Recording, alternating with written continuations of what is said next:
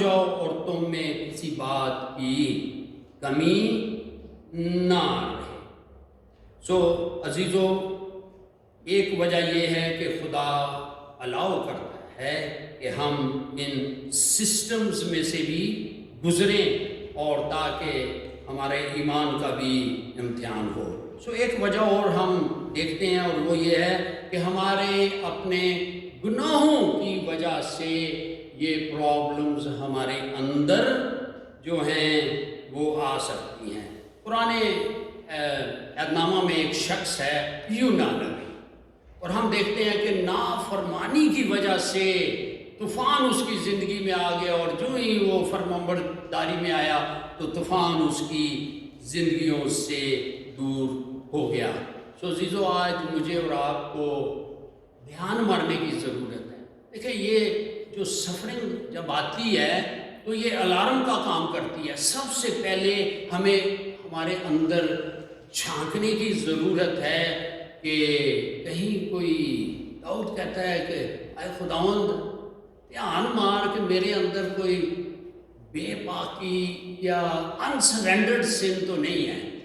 ہمیں اپنے اندر دھیان مارنا ہے۔ اگر گناہ ہے، یسوع کا لہو آج بھی اویلیبل ہے۔ یہ جو یوحنا کا پہلا خط ہے، یہ ایمانداروں کے لیے ہے۔ جب وہ گناہ میں گر جاتے ہیں، اس کا لہو آج بھی اویلیبل ہے۔ یسوع کے نام، اس کے لہو سے کھل کے ہم جو ہے فتح پاتے ہیں۔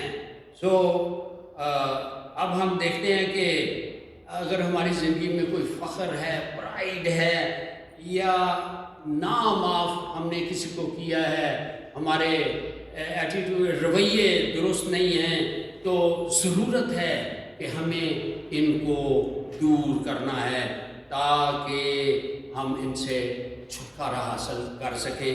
اب دکھ مصیبتیں جب ایماندار کی زندگی میں آتی ہیں تو خداوند اپنا جلال ظاہر کرتا ہے۔ تو اس کے کچھ فوائد بھی ہیں، یعنی فائدے بھی ہیں، اور جب ہم ان دکھوں میں سے گزرتے ہیں تو نمبر ایک کہ یہ ہمارے ایمان کا امتحان ہوتا ہے، اور وہ کیا ہے کہ ہم کتنے ایمان میں قائم ہیں۔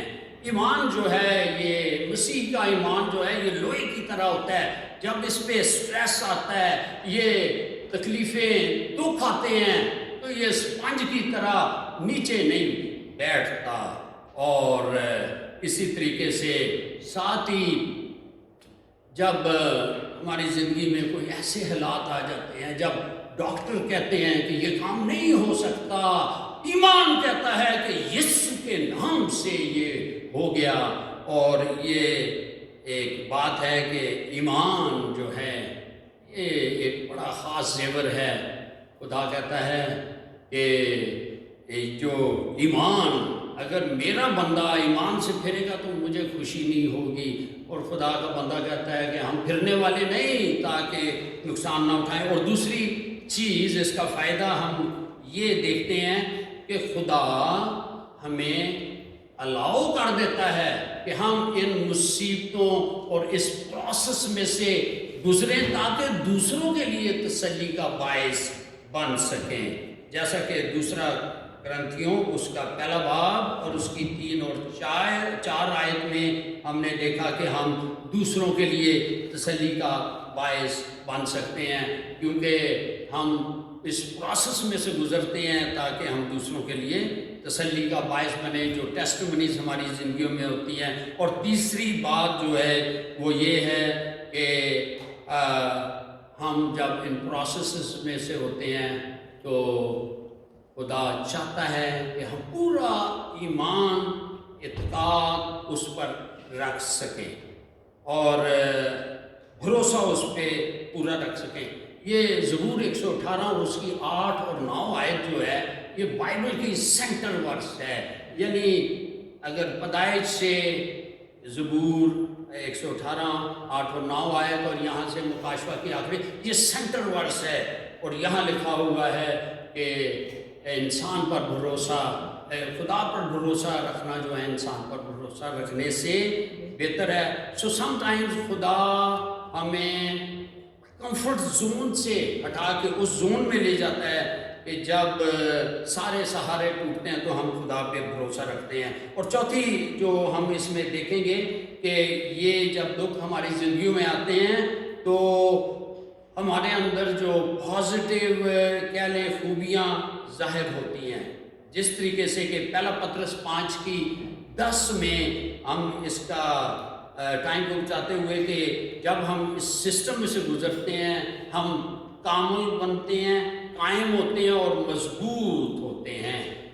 یہ جو صبر تحمل یہ اچھی مٹی کی پیداوار نہیں ہے، اور خدا چاہتا ہے کہ وہ ہمیں ان سسٹم میں لے جائے تاکہ جو ہے ہم اس میں مضبوط ہو جائیں۔ یسایہ 43 اور اس کی دوسری آیت میں لکھا ہے، جب تم کیا کرو گے؟ سیلابوں میں سے گزرو گے، جب گزرو گے تو میں تمہارے ساتھ ہوں گا، اور جب تم ندیوں کو عبور کرو گے تو وہ ندیاں بھی تمہیں نہیں ڈبائیں گی، اور جب تم آگ میں سے گزرو گے اس کا شعلہ بھی تمہیں نہیں جلائے گا۔